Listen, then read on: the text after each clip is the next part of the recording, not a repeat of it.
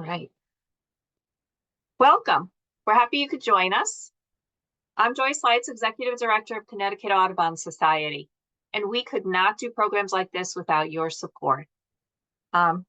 We are engaging and partnering with communities all across Connecticut to increase conservation, environmental education, advocacy, and habitat stewardship, all to protect our birds and the wildlife that make Connecticut such a wonderful place to live. During tonight's presentation, we will be discussing the importance of urban forests and the lack of bird data in urban environments. This is a high priority for Connecticut Audubon Society as we look to expand our reach and diversity across the state to be more representative of the populations that we serve. Let's see. And if you're going to be watching our next presentation, we'll be on protecting shorebirds, and that will be on March 6th. And we hope you'll be able to join us then as well. Now for some basic housekeeping. Everyone will be muted throughout the presentation. We'll be taking questions through chat, which you'll find at the bottom of your screen on the pop-up bar. We recommend using speaker mode for the best viewing experience, and it can be selected by clicking View in the upper right-hand corner of your screen. We are recording the presentation, and the link will be sent out to all our program participants. Now I'd like to introduce our moderator, Matt Bell, who everyone knows he's well known throughout our birding community. Matt Bell is a travel specialist with our Eco Travel program. He also is somebody that we rely on heavily for eBird and eBird data. Matt, you're probably going to need to stay what you are. I know you're a very experienced eBird user, but you're also behind the scenes making recommendations on updates and modifications to the systems. He's an avid birder, and he uses eBird data to monitor the success of our habitat management programs via bird reporting at different locations that we're working on. Matt, thank you for helping to lead this important discussion tonight. You're welcome. Happy to be here. Okay, our presenter tonight is Diego Soto, a Ph.D. candidate in ecology and evolutionary biology at Yale. A native of Uruguay, Diego has been studying the correlation between the economic statuses of neighborhoods in New Haven and their bird populations and diversity. What he's found is that racially segregated neighborhoods have fewer birds and also show up far less on eBird, which, as Joyce mentioned, is something I'm actively involved in, which is a citizen science project run by Cornell's Lab of Ornithology.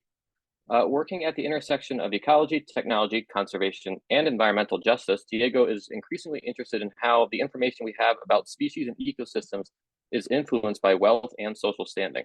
Hopefully, his research can help bring attention to the need for better and more parks and sanctuaries throughout cities for the benefit of both people and birds. Some of you may remember Dennis Liu's Young, Gifted, and Wild About Birds presentation from 2021 about the Half Earth project of the E.O. Wilson Biodiversity Foundation. Diego assisted in part of the project's data mapping team along with his current research.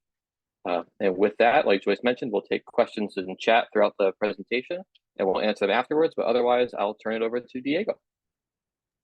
Thanks so much for the nice introduction, Matt. I hope you all are doing well, and I don't know how much snow everyone has, but before the show started, we were all talking about how many snowmans we've been making and how much snow has been falling. It's been very nice to see. I might skip work tomorrow and go to Southington, and because I'm not a great skier, but I think that's a great place to learn on a bunny ski. But I'm very excited to share about some ongoing past, present, and future work, particularly centered around environmental justice, music, and bird watching. And I just decided to change the title just to make it more crisp last second. But I will spend 2 minutes talking about my actual PhD, which you can see here. I normally study how animals move. I'm fascinated by how individuals, which we can see here marked as pink lines, equipped with tiny GPS backpacks, navigate across the world.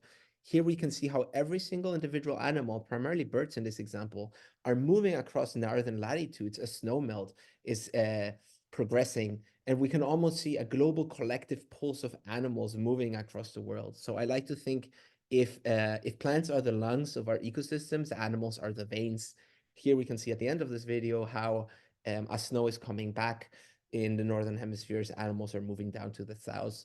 And something that, as someone who studies this animal movement, is what's interesting also, this world should actually be entirely in pink, right, everywhere. But we only have these really interesting and incredible transmitters on some birds and only in some parts of the world. For example, in the middle of Germany, there's a place called Constance that has incredible animal telemetry data. A lot of those data sets were coming from there. But well, who am I? Well, that's me on the left. I'm the small one with glasses, and on the big one is my brother Leo, and that's a boa constrictor, if I can remember correctly. So we always had an affinity for wildlife as a family. But on the right side, that's also my father holding a school book of flute melodies for Leo and I, because we would play the flute at Montevideo International Airport in Uruguay and asked tourists for money. And without money, we bought those hats of Timon and Pumbaa. So I guess I was also always meant down the road, I guess, to make some music of the natural world. And if you were to cluster all the places where I've lived and had higher the lack of having been educated and worked, you would see that while my CV might look like a straight line, I went to college, I did my master, did my PhD, working, this has been up to the United States now, anything but a straight line. And I can imagine that everyone's journeying here in life, but also through bird watching. Maybe you've always been a birder. Maybe you started birding later in life. Maybe you're starting to get used to using eBird, or you're filling out some checklists. I'm sure everyone has their own trajectory in life that was anything but linear, but from outside sometimes might have listened like, oh, I guess this makes sense. But as I said, I study how animals move, and most of my PhD has primarily been interested at Yale in exploring how technology can help us better understand decisions on conservation, such as these big data sets of biodiversity that often are collected by hundreds or thousands of scientists, but also increasingly community scientists or participatory scientists, such as being used by eBird, such as Matt.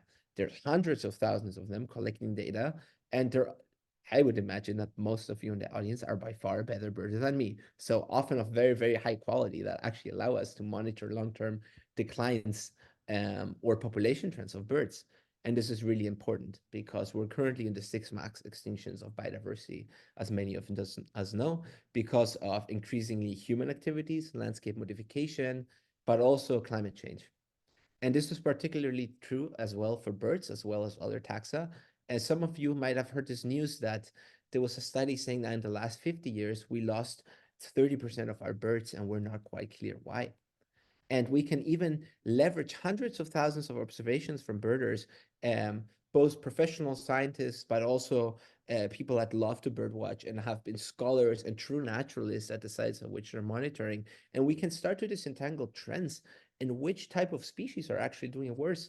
For example, grassland specialists, of which we have several as well in Connecticut, are doing worse in the last 50 years, whereas some wetlands have actually been experiencing a mixed bag, in part because of restoration efforts.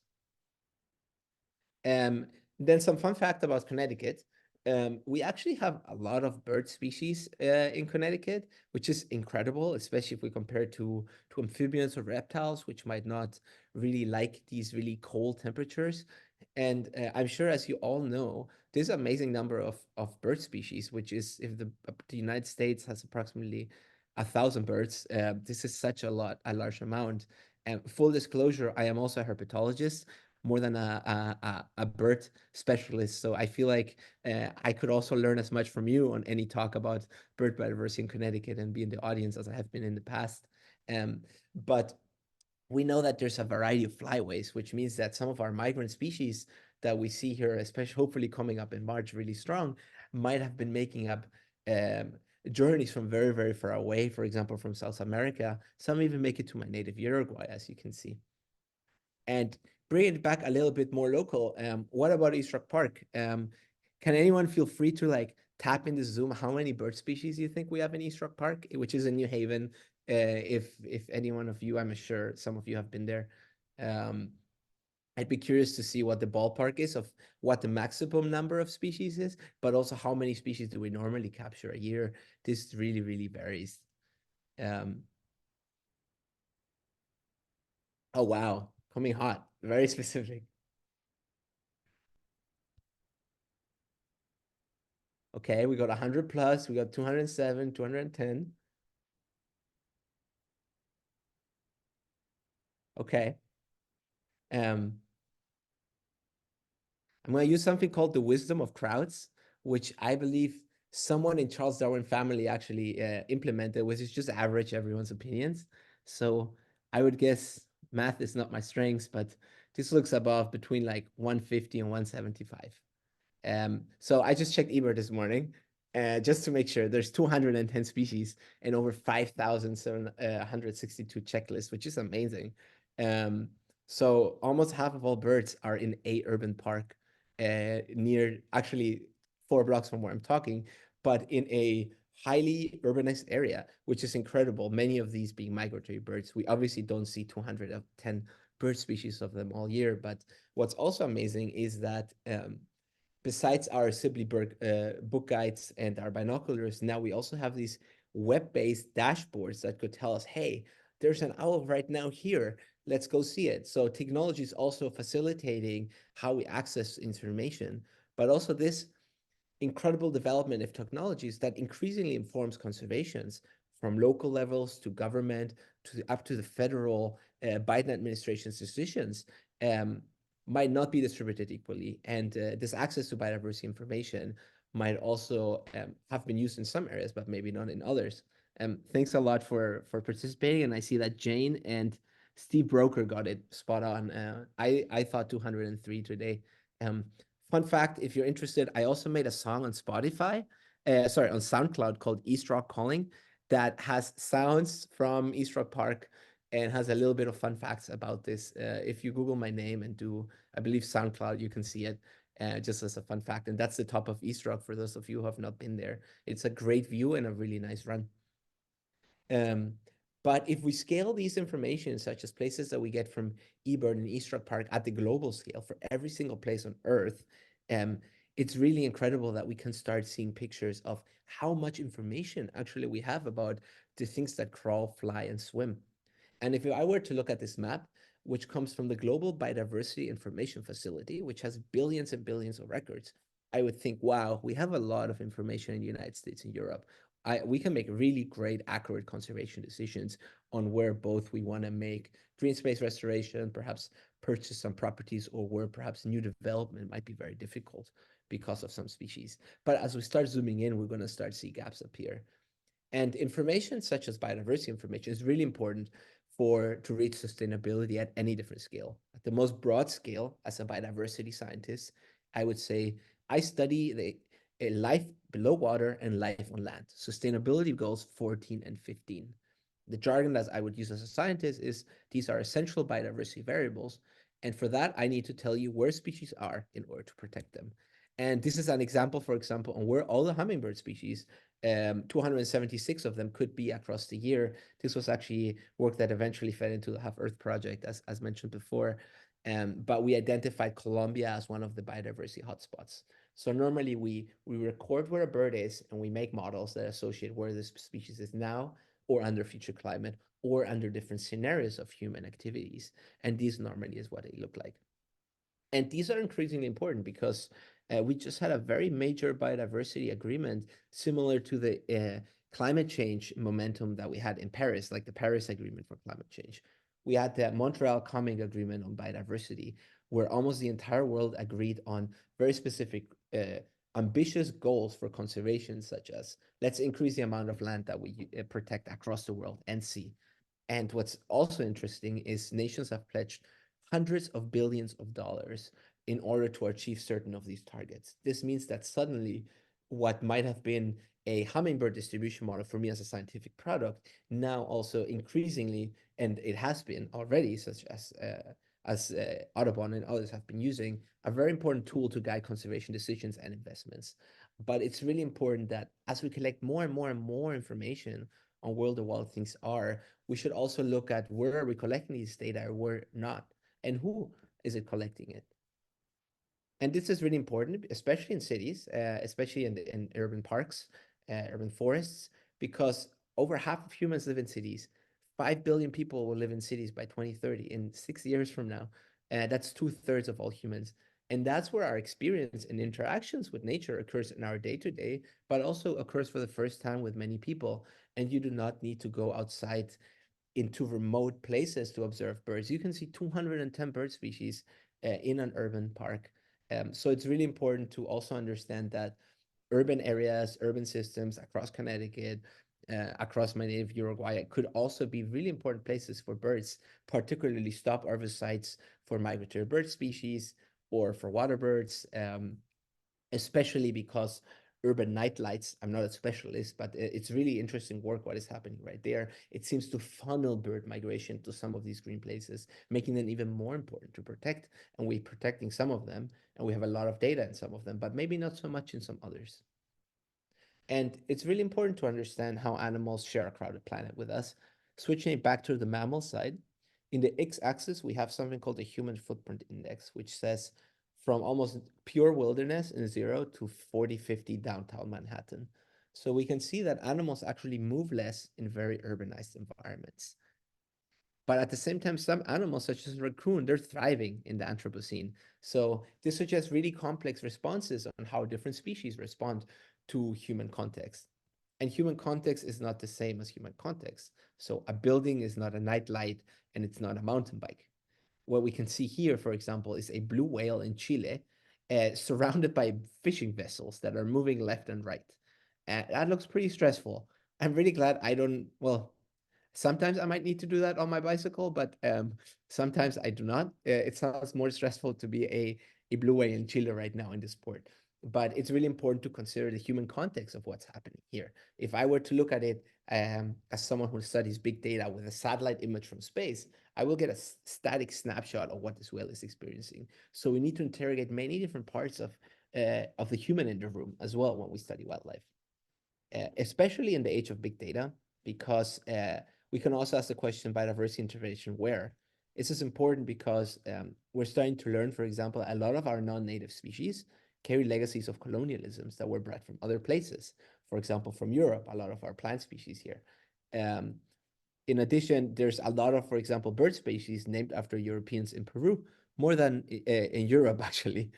So we're starting to disentangle the effects that human activities, especially extractive activities such as colonialism and increasingly segregation, are leading both on where species are, how a species named, but also where we're collecting data. And as I was in a second or third year in my PhD, probably like many of you, we had some very tumultuous years together. Anything from a raging COVID pandemic up to Black Lives Matter protests and actions across the world in reaction to the brutal killing of George Floyd. And also I had some personal health challenges. So these combination of three things were at the same time led me to being also a little bit blown away when I was reading this scientific paper, which is by Chris Schell, who's an urban ecologist at UC Berkeley, on a journal called Science, which is, some of you might know, that one of the most prestigious scientific journals there is, on a very, very extensive article on the ecological and evolutionary consequences of systemic racisms in urban environments. And this was a very powerful piece with co-authors where there's a very elegant link and walkthrough of the on this article tailored more towards people in the natural science, even for us to understand how with systemic biases at the society level, for example, structural racism and classism, such as residential segregation, leads to different zoning policies and how we shape and build our urban cities, which we know leads to different urban heat islands, for example, or even different amount of green space distributions and tree covers. I know that New Haven is doing some great work in urban forestry, and I'm not well versed on, but generally, this green space distribution that is uneven also leads to uneven distribution of environmental pollutants, disease dynamics, and even our day-to-day life with animals. For example, if green spaces are unevenly distributed, that really affects deer behavior, bird behavior, all our city residents. And this paper is really interesting because it links social justice, civil rights, environmental justice, and urban conservation. So it's a really interesting nexus. And this paper was actually the inspiration of the publication that I'm happy to talk about partly, which realize and explores some of these digital signatures on segregation. But for that, I'm going to make a little disclaimer that I am a non-native immigrant from another country, and I am talking about systemic racism in your country on a condition that I did not experience. And this was not the first nor the last um, systemic segregation that happened. So redlining is just one of many practices that happened across the United States that disproportionately marginalized communities and people of color.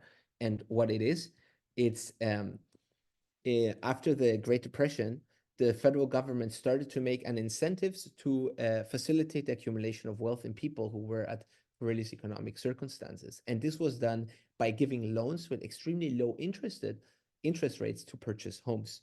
And actually, almost 3 million loans of these were issued by the Federal Housing Administration. The big problem was that this was a top-down segregatory practice that led to the unequal distribution of wealth across generations. Because how did it work? The Federal Housing Administrations, throughout hundreds of cities, split neighborhoods into what type of investments they were, whether it would be of great risk to give such a loan, or whether it would be a good and safe investment to give a loan in a certain neighborhood. Of these loans, 1.8% were to African Americans, even though they were approximately 10% of this population. And the reason in which these redlining practices, and we're going to dive into some of these in a little bit, were categorized, were based on the racial makeup of people in neighborhoods. So whether something was a bad or a good neighborhood, or a good or a safe investment, depended in great part on the racial makeup of the people. And this is a great book called The Color of Law that I was reading aside as I was learning more about this problem, and I was informing myself about grad school and learning how to code and apply some of my biodiversity training into this process that felt very, very acute and intense at the moment. Actually, I'm sure many of you felt this way. And redlining is called abbreviated as redlining because neighborhoods that were deemed at great risk to invest were red, and green were places that were considered relatively safe, and investments based on the racial makeup of people. So a truly segregationary practice. And I'm just going to grab one because it's just so blatant from Baltimore. And this is the official definition that the federal government followed into giving loans. This neighborhood is an old residential section seriously threatened with Negro encroachment. So we can see that this is pretty blatant. And these differences persist. This was a practice that was between 1929 and, 33 and 36. And if we overlay Baltimore vacancies from the last 5 years with redline maps, we have a very strong signature that desegregation practice that altered accumulation wealth and urban landscapes still persists 90 years later. In addition, there's been really interesting work in the last 5 years from the public health sciences talking about urban heat islands, that redland areas have lower income, there's low home ownership, there's shorter life expectancies, higher rates of cancer. The people living in these neighborhoods are exposed to more pollution. There's higher urban heat island, which in the face of climate change, well, it's going to be an issue. Both for humans and wildlife. And they also have less trees consistently across the United States, with a few exceptions, such as Seattle. But after reading Chris Schell's paper and following up on the literature that they were citing, I was asking myself, well, what about biodiversity? Do redland areas have less biodiversity? Or do they have less biodiversity data? And the more I think about it, is these are two very different questions with very different implications, and the difference actually really matters. So if I could throw in two books that I enjoyed across this voyage, it would be these. And these are the rock stars of this paper. They're called Dexter Locke from the U.S. Forest Service in Baltimore, and Millie Chapman, who at the time was at UC Berkeley, but now is at UC Santa Barbara, were my co-authors on the paper. And what I really enjoyed about this collaboration, that was mostly on Zoom as well, was Dexter Locke is an expert human geographer in socioeconomics, and it was a very strong combination. And Millie Chapman is a very strong environmental scientist. So we united and made a work that might not have been possible otherwise. But what we did was actually fairly simple in the idea. It just required leveraging some of these skill sets that we developed during our PhDs on handling these big biodiversity data sets. So we downloaded every single bird record from a database called GBIF. which is short for the Global Biodiversity Information Facility, which includes some data of eBird. So some of your critter reading data to eBird every, I don't know, 8 weeks or something like this, it gets fed up to GBIF, which is where all the different animals are together. And iNaturalist, which you might know, is a community science platform as well that also feeds data there. So we downloaded bird information from there and overlaid it with 195 cities across the United States. And here we can see, for example, New Haven, Detroit, and LA. And we can see the red line neighborhoods, the green lines, yellow, which is somewhere between red line and not, and blue, which is somewhere between the deemed safe. So some people classify red and yellow and blue and green together sometimes. And after downloading dozens of millions of bird records collected by hundreds of thousands of people across these areas, these cities, and nowadays 35 million people live in them, so it's a quite substantial portion of the United States. What we found that after exploring how race-based zoning relates to the collection of biodiversity data, that there's per square mile over 2 times as much data on birds on non-redland areas and redland areas. So A is little more than 2 times D red. And this even happens after we account for the fact that there's differences in green spaces, even after we account that East Rock Park is around East Rock neighborhood and that maybe Dixwell Dwight might have less green space. Even after accounting for that, we see all these differences. So here we might think, okay, there's a lot more data, but does that mean that there's different species, or is there just the same pool of species, but we're observing less? I can't give you the answer fully yet. I still really want to know that myself. But what I can tell you is that I built something called survey completeness, which is almost like, how accurate am I that I have the information at hand in this area? And there are significant differences with a higher completeness on an area on average across these 195 cities for A-graded neighborhoods than redlined areas. And in addition, we can further ask, well, if I'm going to a place 10 times and every time I go there, I see a new bird species, that means that there's probably a lot of birds there, but there might not be enough data. In this analysis, we call them biodiversity cold spots. And the problem for this metric is we needed at least 5 data points to work, but some redland areas actually have no data, so we couldn't include them in the analysis. So whatever you're going to see in red now would actually be significantly bumped up if I didn't have this limitation in my study. But what you can see here is that C and D, so redline and non-redline areas, have the highest cold spots even after accounting for this. And this is interesting because it allows us to disentangle which redline neighborhoods are in need of more biodiversity information. And here I want to make a disclaimer that I'm not saying that we should all go birdwatch right there, but rather that we could promote, you will hear more at the end and through the music, but we could promote K-12 STEM educational activities and engage with local partners such as high schools, churches, community colleges, or other activities. And there's various ways on doing so. And I'm just always amazed about all the different ways that we can do it. And this is just an example on how this looks like in New Haven, because so far I've been talking about 195 cities that all have experienced very different histories of segregation. And as I said, there might have been covenants that were racist practices after redlining, for example, in many of them. And this was a great highlight, for example, how historians archiving and digitizing this information facilitate even the work of natural scientists for sustainability purposes. So if we want to talk about conservation, it's really great to have people on the table that know the human sides of things. I'm still learning about this, for example. But this is New Haven, and these are the red line maps of New Haven. And A6 is Science Hill at Yale University. 165 Prospect Street is my office. Some of you might have been there. It's next to ice skating ring. There's some very tasty food trucks there. The Mexican food truck with arepas is amazing. But A6 is where my office is. Around that polygon, that area, we have approximately 2,763 bird records per square mile, which is great. And we have 109 bird species, which is really, really impressive. And there's probably very many nocturnal migrants that might be using this airspace and a few overwintering birds. If we take 3 traffic lights, so 500 meters, 1,500 feet from my office, into Dixwell and go to the D4 polygon, for example, we'll see that we only have 33 bird records, at least in GBIF, and that there's 17 bird species.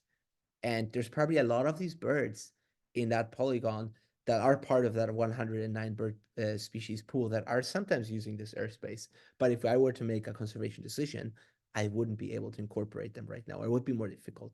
And there are some green spaces there, for example. And New Haven is actually one of the most uneven cities in terms of bird biodiversity information across the entire United States. But this plot, which is kind of ugly, I agree, but it shows that even after accounting for the fact that redlined areas have less green spaces, that's NDVI and PAT-US. It's a database and a satellite that tells you about greenness. Even after accounting for greenness, even after accounting for climate, even after accounting for water access, and even the population density of people, we still see really, really big differences how much we collect information by orders of magnitude between A and D. And when I saw this prediction, actually, it was one of those moments where I was like both really sad that this was happening across so many cities, but also like, wow, these are exactly the prediction that Chris Shull did in his paper, and I get to show them with real world data, which might have hopefully real world implications in conservation. What's also interesting is that this method that we've developed allows us to track how this changes over time. And here you will see a graph of the last 20 years, which I choose because then digital collection of biodiversity and the participation of participatory scientists increased drastically. So eBird, iNaturalist.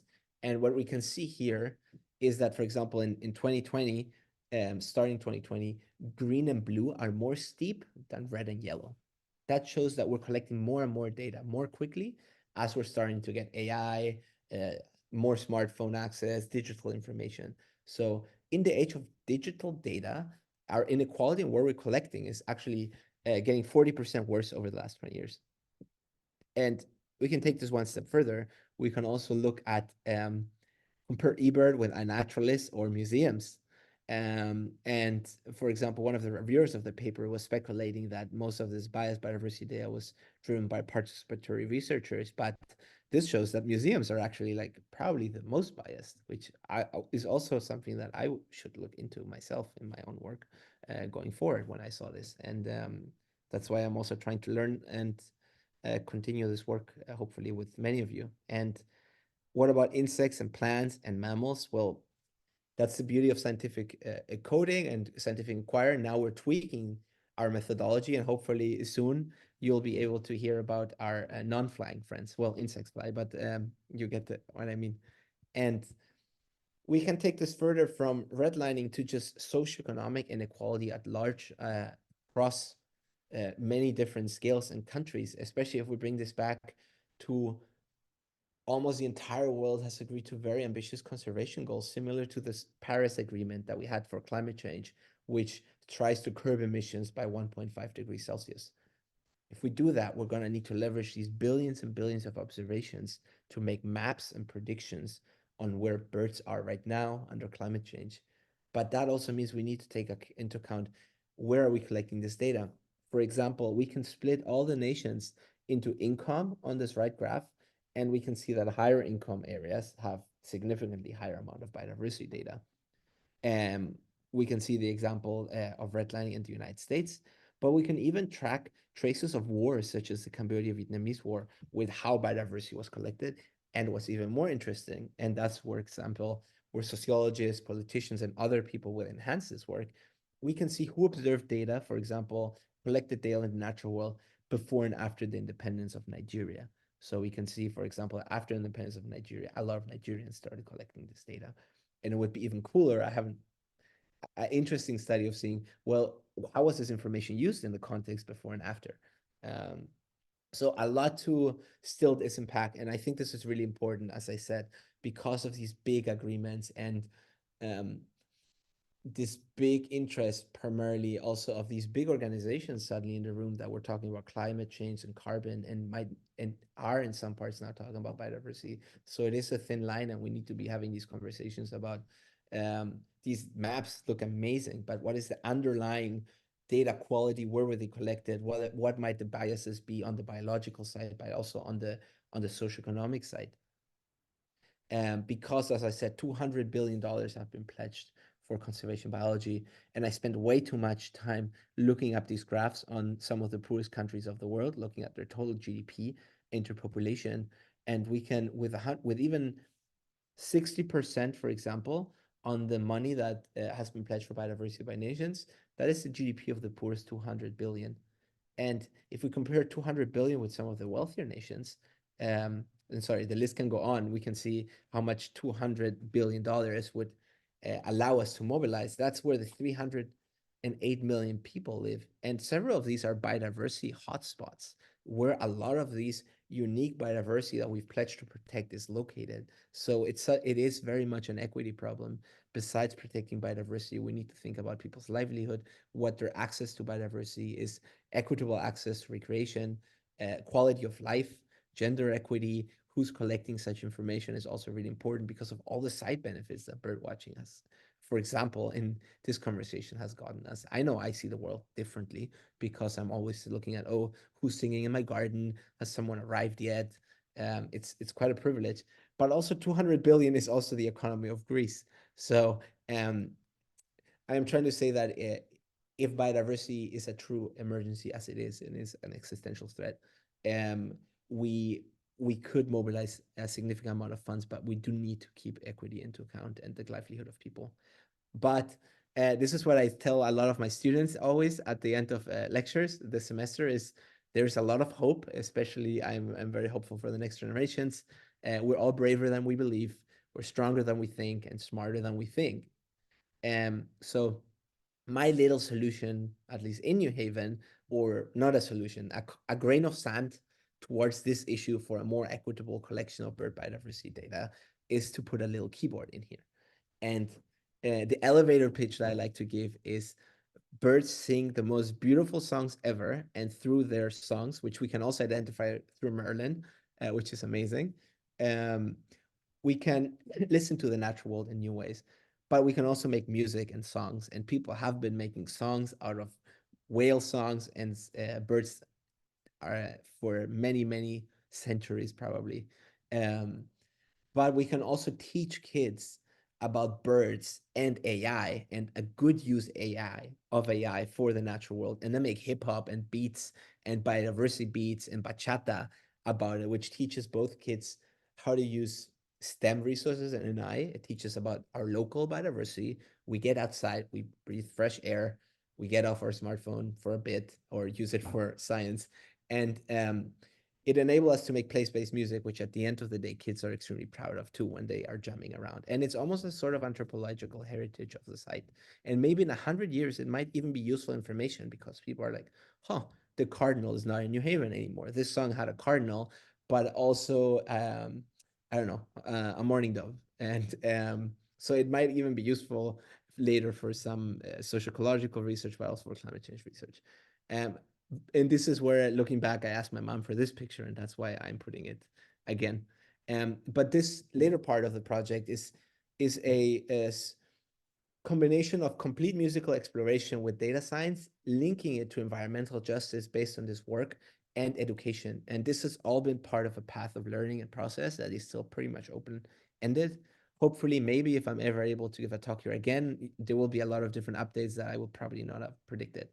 But here we're trying to combine technologies such as those we can use in our smartphones, but also that I've learned on my on my PhD, to make artistic representation in terms of art and music of animals. For example, this is an art piece, but that's just raw data plotted somewhere of trajectories of hundreds of pigeons back and forth somewhere. These are also pigeons that were thrown out in the middle of the University of Oxford and that had small GPS backpacks and were flying around in circles. And each different color is an individual animal. But it also looks like a crazy painter like made a splash on a canvas. So now it also can be called art. We can see some stickleback fish making interesting formations, or we can see 8 termites in a petri dish that hopefully we'll be able to hear in a little bit. And this is in collaboration with Matthew Sutter at the Yale CCAM at the Yale School of Drama, who's a composer. So it's been really interesting and fun to work together on exploring the hidden lives of animals. And I'm going to give a brief 3 little examples of what you'll hear now. And please put it in the chat if you can't hear it, but I think it should work. We're grabbing a spectrogram, which is basically the raw information on birds. And with this, we make music. But we can also do something much wonkier and use the powers of AI, such as computer vision, to map how animals move and get a literal bird's eye view of the animal and turn that into music, as you will hear now. These are pigeons turned into Gregorian chants. Things moving on the pigeon. And this is the data of the pigeons that were thrown at the University of Oxford that you're now listening to. We can also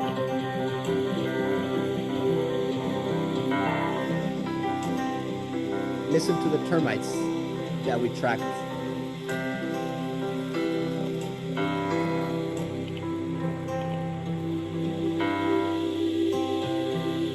Or we can even listen. These are the termites. They had a guitar and a piano and a keyboard. We can even listen to what a rice paddy sounds like.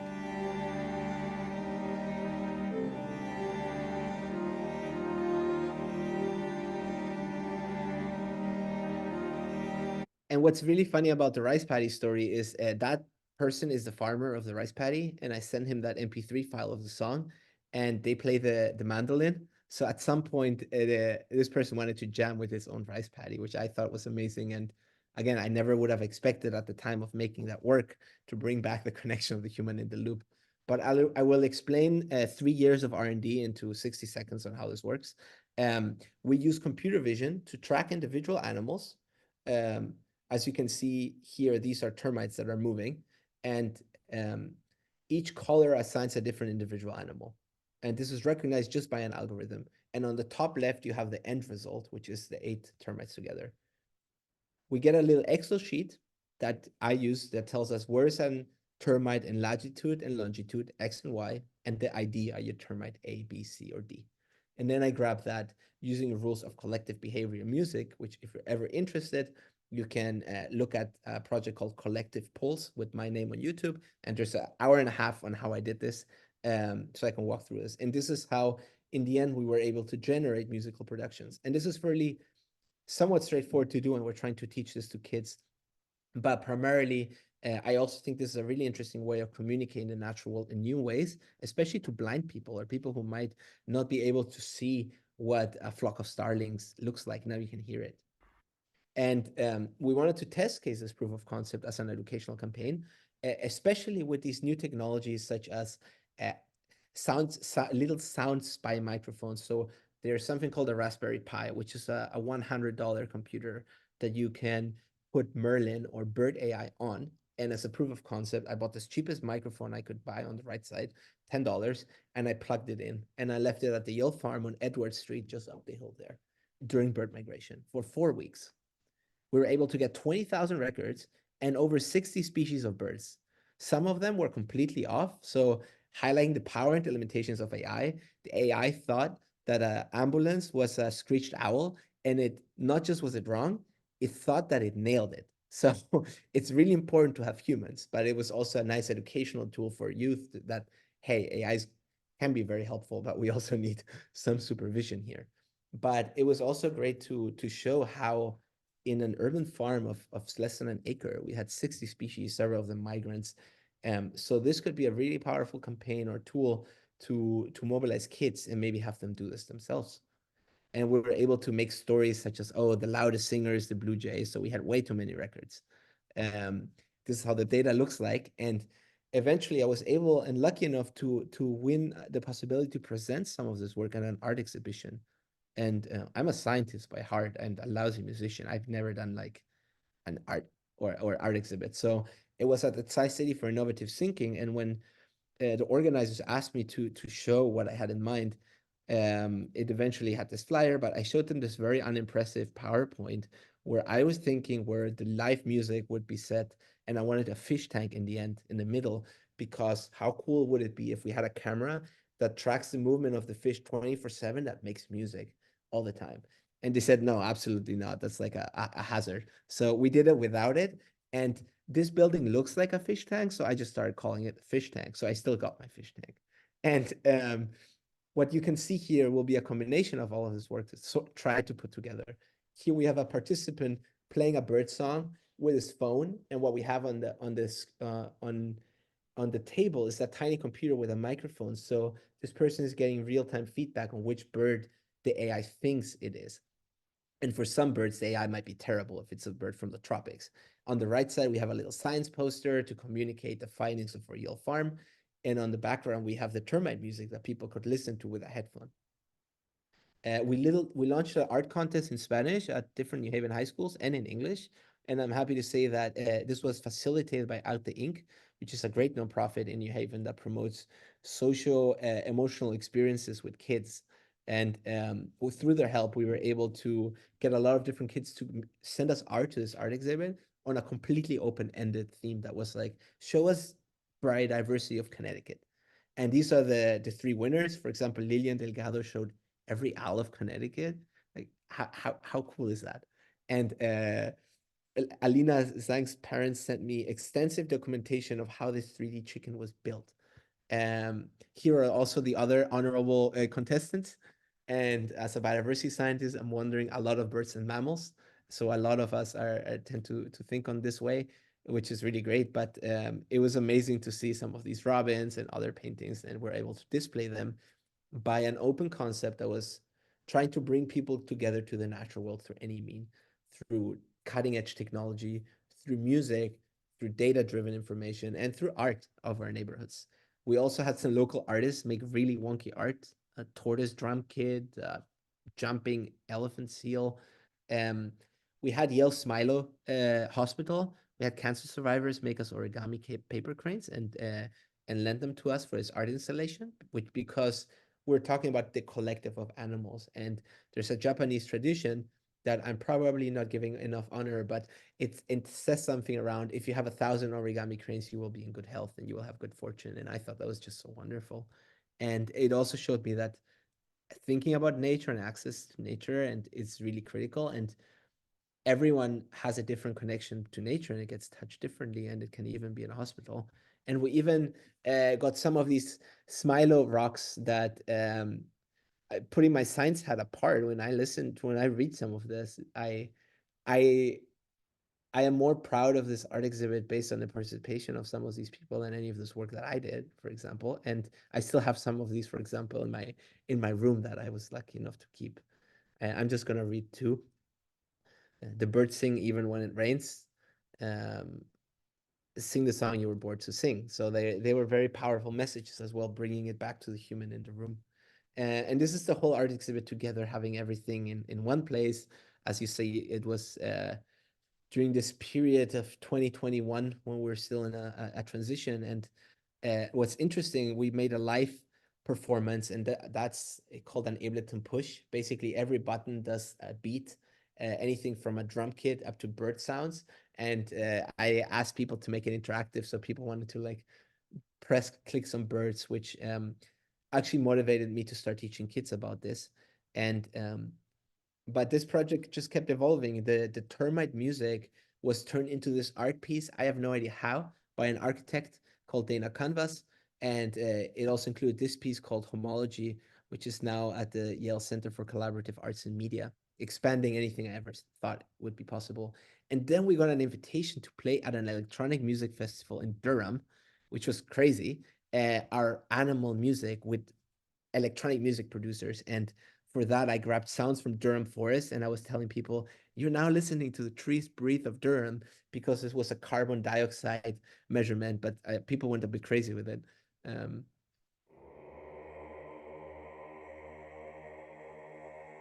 so I was telling them, these are the trees of your neighborhood. And we played very early, and then it became a legitimate rave later in the night.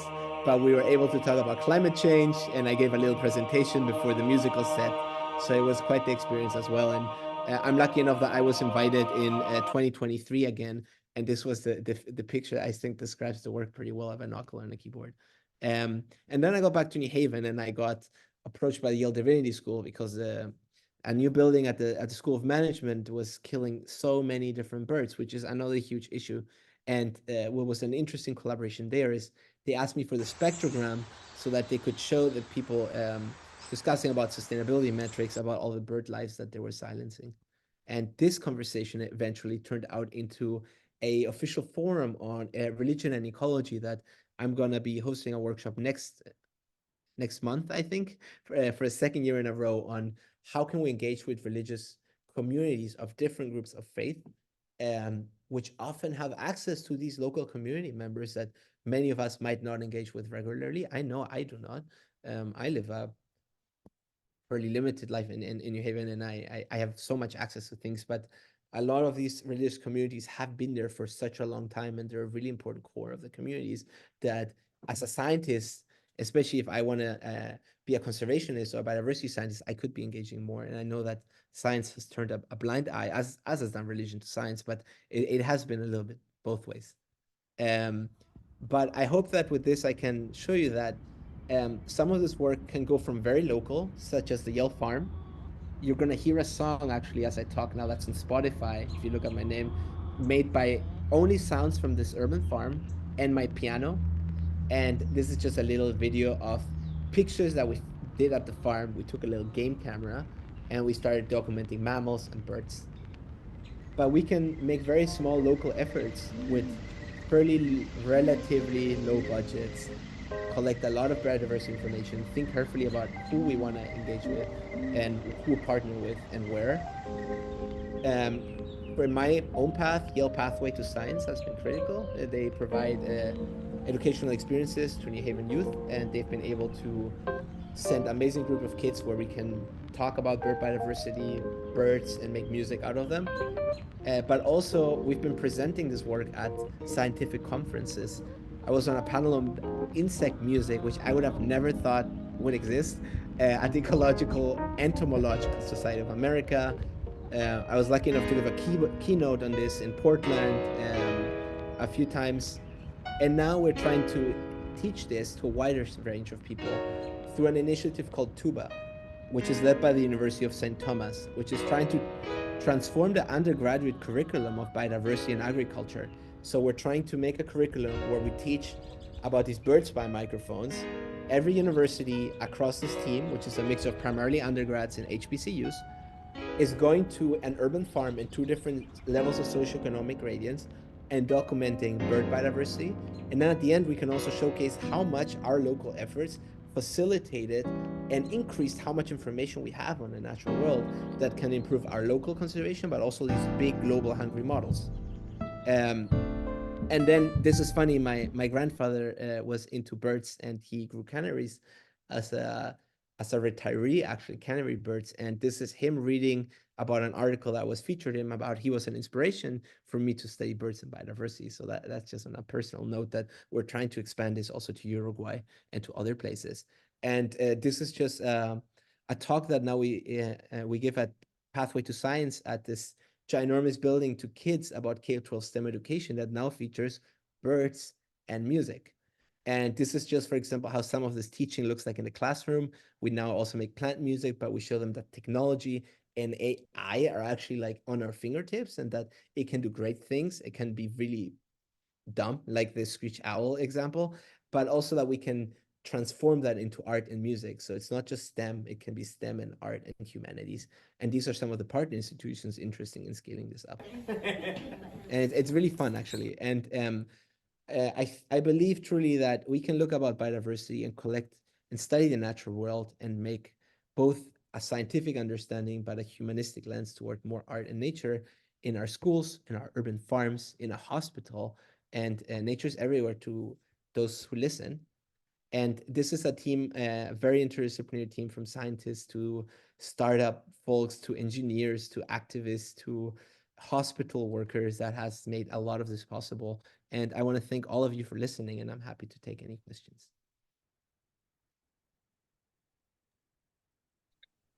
Okay, thank you very much, Diego. Oh, there we go. I thought I started my video.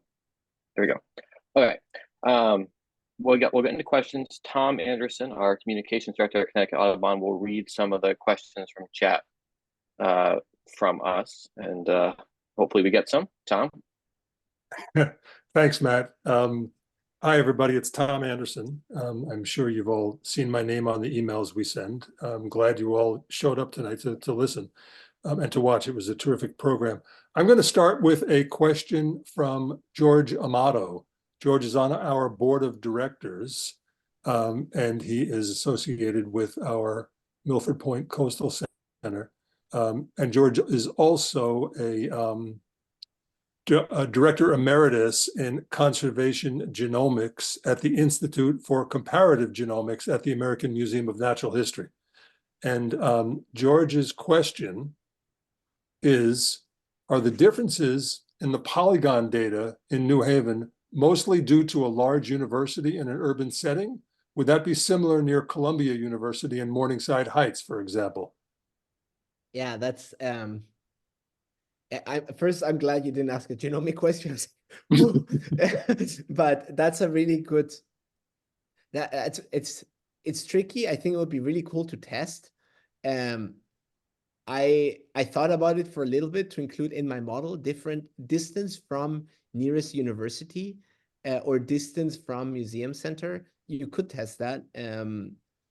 I wouldn't be surprised if that's the case.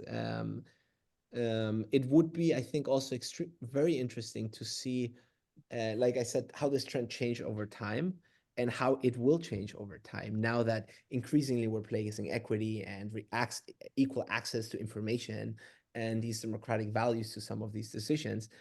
Now we can track if it will change in the future. I can make a rough belly guess without much data and say I wouldn't be surprised if it's the same pattern. And you could do that. You could download basically this data from GBIF and look at who uploaded it, if it's like different museums, I don't want to call out names, but or institutions, and actually see how it's changed over time and whether there's like an exponential decrease on how much data you're getting as a distance of the center of your museum, or whether there's other variables that affect that, such as the income across the distance. Yeah, I think that would be a really important study. And that's, I think, where, for example, a lot of local universities can test these in their own places, because I think what I showed with 195 cities is great and it's a broad brush. And what I'm very excited, it has encouraged a lot of follow-up work that I know in very specific cities. But yeah, that's something that would be fascinating to test, especially in a sociologist working with a historian, with a biologist, that could add this human context of what happened in these neighborhoods during those years. Maybe we saw a spike. I hope this answers that a little bit. And yeah, that's terrific. So let me move on to another question. This one is from Dawn Rose McAllister, who's a Connecticut Audubon member.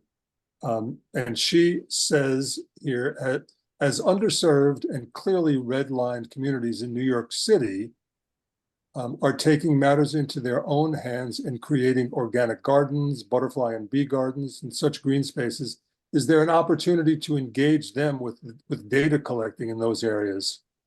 As I read, they are not only creating spaces to improve their own lives, but to help the earth as a whole. Yes, so a big hobby urban gardener here, and which peaked during COVID, I will say. Probably these community gardens is where I've been able to interact with local community members from the New Haven community, some of the most, because I don't know, as a PhD, I've been in this dynamic of moving around, but in certain locations. But I think green spaces and urban gardens in particular are these places that have this plethora of benefits, both for the mental health of people, learning about food access, food justice, food rights, but also biodiversity.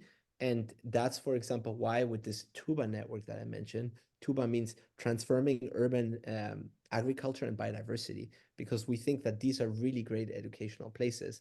And yeah, I can just commend these local work. I actually think those are often the local heroes of conservation for me.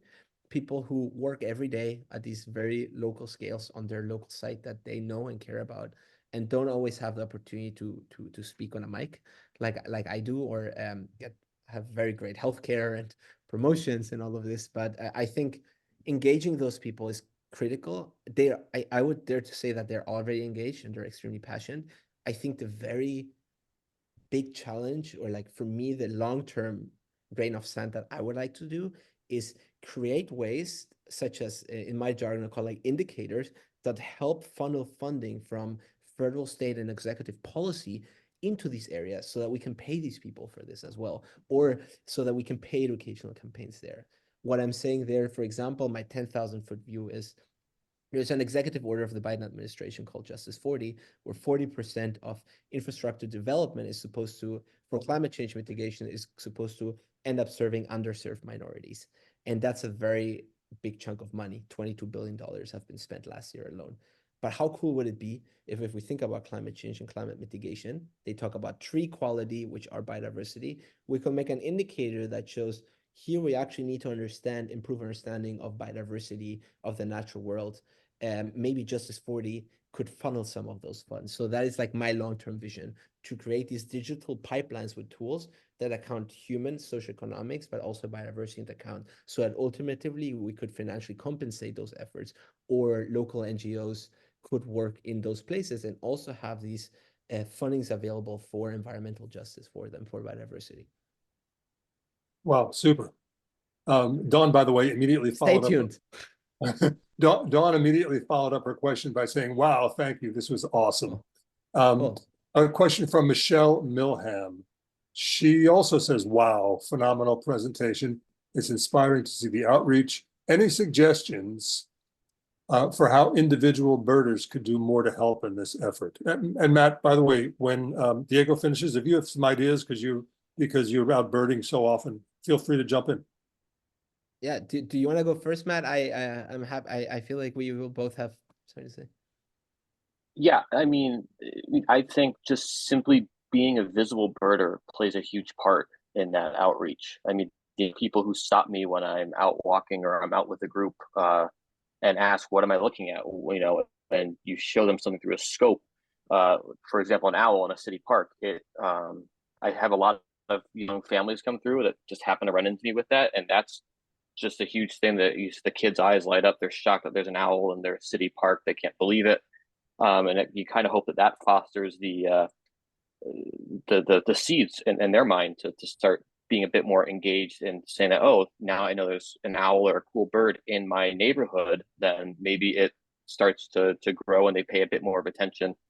I've seen it a lot, not only in Connecticut, but I've seen it in Costa Rica a lot with young kids that I've worked with down there, and anywhere in the U.S. Anywhere in a park with binoculars, you're bound to get looks, you're bound to get questions. So making yourself visible, in my opinion, is one of the best ways you can help in the effort. Yeah, I think how individual birders can help. I think it really depends on it's a very hard and very big and very broad question. Um, because it really depends on who's birding and where you're birding. And but also I would think, so what I'm still trying to figure this out myself as someone who likes to bird and as someone who wants to be in the space working. What I started to think is, I think that like finding one or two really great high school teachers, or middle school teachers, or people that are interfacing on their day to day with their community, who will stay there for some time. Like I'm doing my PhD, I don't know where I will be going next.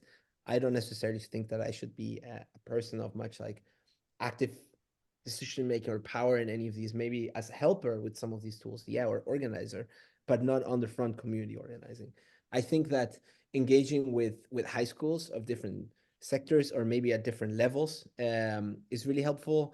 um, I've learned a lot from being in community gardens with people from very different backgrounds with very different needs, and then just weeding, you learn a lot. So I know I wasn't there as a bird watcher, but maybe try to coordinate bird walks with a local teacher. That could be one way. These local grassroots organizations, Out the Ink, for example, is great. Trying to make these combinations of social emotional experiences of children, but also of nature, because they're both hand in hand. At least for me, like when I close my eyes, what makes me wonder and get really passionate about the work I do, it's not about any paper, right? It's about emotions that I feel about beauty of birds, like all of you when we listen to them. Yeah, That's and I terrific. think yeah, I Good. I got into birding because of a high school teacher, so that's a perfect example Oh, right cool. there of the importance of high school teachers. Of my AP Bio high school teacher that got me into birds. So that's, and it was just it wasn't a city, it was in Manchester. I mean, it's a city enough, but we went birding at one of the city parks. That was right next to the school, and that was kind of the initial trigger for me. So yeah, exactly. High schools are a perfect way to key in, especially as those kids, high schoolers. I mean, you can get started with younger kids, and it will grow through them. But high schoolers, if they latch onto it and then they go off to college, it kind of spreads as a web from them because they might not go to college in the same state. They might bring their experiences elsewhere, and it kind of begins a cascading effect that can help the overarching community, not along with the local community. So, and in 1 second, I'm going to turn it back to Joyce Lights, but I wanted to say a couple of quick things about how this Young, Gifted, and Wild About Birds program, and also Connecticut State of the Birds, has sort of been maybe at first inadvertently, but as time goes on, more by design, weaving in these topics to our programs. Back in the first season, we had Deja Perkins, and the second or third season, we had Corrina Newsom. Both of them were founders of Black Birders Week, which started up in May and June of 2020. And Matt was saying before about just be visible as a birder. They were talking about some of the difficulties that Black people, especially Black women, have when they're out, Black men as well, when they're out in a neighborhood where people think they're places where they shouldn't be.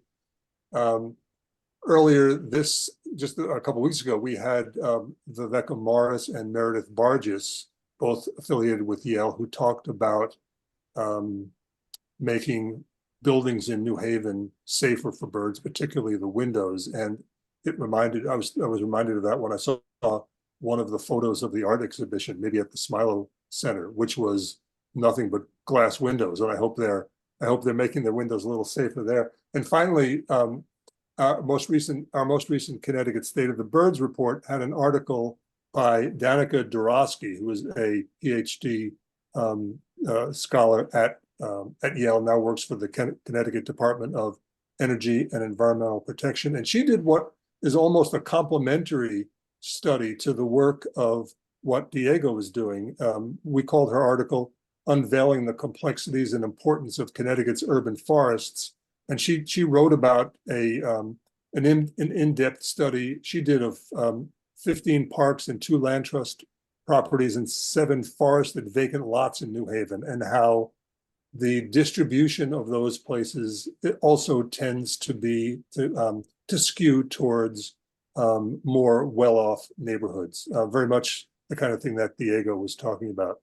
So that's about all the questions in the chat. So Joyce, please hop back in here and take us further. Coming back in, Diego, honestly, so inspiring. Our educators joined us this evening. Several of them commented that their minds are going on different ways. Your entire talk is the concept of our Science in Nature program, which is really about a multidisciplinary program engaging children in every way that we can: math, science, reading, art. Get them out there hands-on. We've been in schools working with schools on pollinator gardens and rain gardens so that the children are able to go in their neighborhood and experience and see and build. Honestly, I love the concept of adding music, and I'm sure our educators are trying to figure out how we can get this into our programming too. And I'm sure our summer camp programs are going to be adding some new technology into it as well. I want to thank everybody for joining us this evening. As Tom noted, these programs are really building on our State of the Birds reports, which always have recommendations. We're really focused on engaging all the residents in the state of Connecticut and our visitors as well in learning more about our migratory birds and our resident birds. Don't forget about our next presentation, March 6th. It's on our shorebirds, really important. The success rate of shorebirds that we are showing in Connecticut, if that was all up and down the eastern seaboard, our shorebirds would not be endangered anymore. And I really thought this is just a really great extremely interesting conversation about different ways for us to look at birding and how birding can be introduced in urban communities. And Diego, thank you so much for joining us. Thanks for And Matt, having me. thank you for all you do with us. Thanks for the invite. Thanks, Matt, for the moderation. Thanks, everyone, for being there and for the questions. Feel free to reach out to any about any questions. Smash that like button if you like any of the songs. And thanks for having me. Hopefully, till the next time. Great. Thank you. Everyone have a great evening. Thanks, Ciao. guys.